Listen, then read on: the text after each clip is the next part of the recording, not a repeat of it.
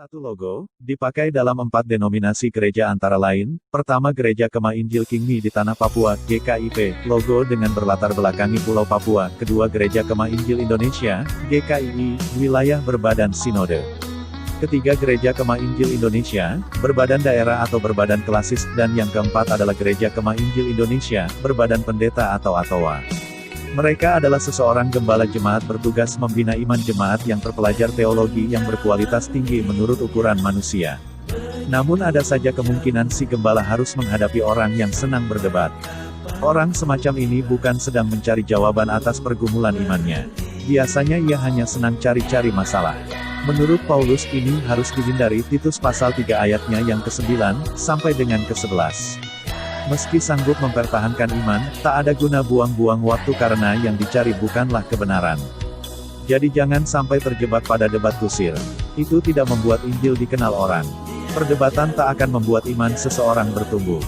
Juga jangan sampai orang merasa diri saleh hanya karena ia sibuk mendiskusikan masalah iman. Kekristenan tak hanya berhenti sampai wacana, melainkan harus mewujud dalam tindakan. Bukan berarti tak ada tempat untuk mendiskusikan iman, tetapi iman yang tidak berakhir pada sebuah tindakan adalah sia-sia. Mendiskusikan iman bukan ditujukan untuk membuktikan pendapat atau memenangkan argumen. Ada lagi kelompok orang yang sering menyusahkan hamba Tuhan, yaitu bidat. Bidat adalah penyesatan ajaran yang berpotensi memecah belah gereja. Sebenarnya penganjur dan pengikut bidat harus segera dijauhi karena mereka tidak menghargai kebenaran. Namun Paulus masih memberikan kemungkinan pertobatan, karena itu para pengikut bidat tetap harus diberi peringatan dan dibimbing. Titus pasal 3 ayat 10. Mungkin dengan nasihat hamba Tuhan, mereka akan sadar dan berbalik ke jalan yang benar.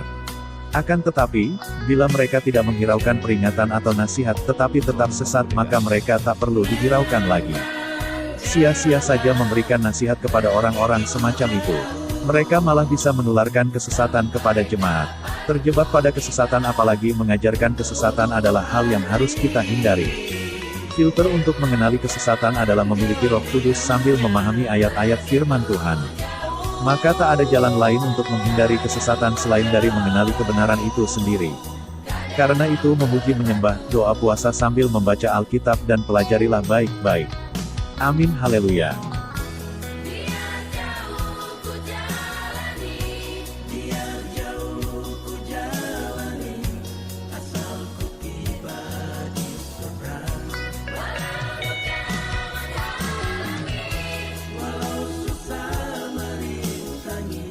Satu logo, dipakai dalam 4 denominasi gereja antara lain, pertama Gereja Kemah Injil King Mi di Tanah Papua, GKIP, logo dengan berlatar belakangi Pulau Papua, kedua Gereja Kemah Injil Indonesia, GKII, wilayah berbadan sinode. Ketiga Gereja Kemah Injil Indonesia, berbadan daerah atau berbadan klasis, dan yang keempat adalah Gereja Kemah Injil Indonesia, berbadan pendeta atau ATOA. Mereka adalah seseorang gembala jemaat bertugas membina iman jemaat yang terpelajar teologi yang berkualitas tinggi menurut ukuran manusia. Namun ada saja kemungkinan si gembala harus menghadapi orang yang senang berdebat. Orang semacam ini bukan sedang mencari jawaban atas pergumulan imannya. Biasanya ia hanya senang cari-cari masalah. Menurut Paulus ini harus dihindari. Titus pasal 3 ayatnya yang ke-9, sampai dengan ke-11. Meski sanggup mempertahankan iman, tak ada guna buang-buang waktu karena yang dicari bukanlah kebenaran. Jadi jangan sampai terjebak pada debat kusir.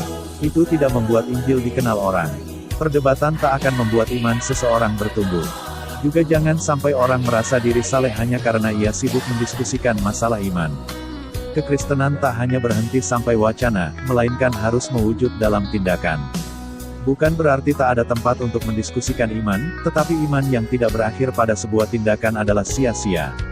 Mendiskusikan iman bukan ditujukan untuk membuktikan pendapat atau memenangkan argumen. Ada lagi kelompok orang yang sering menyusahkan hamba Tuhan, yaitu bidat.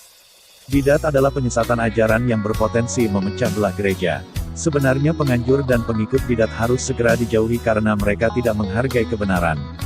Namun Paulus masih memberikan kemungkinan pertobatan, karena itu para pengikut bidat tetap harus diberi peringatan dan dibimbing. Titus pasal 3 ayat 10.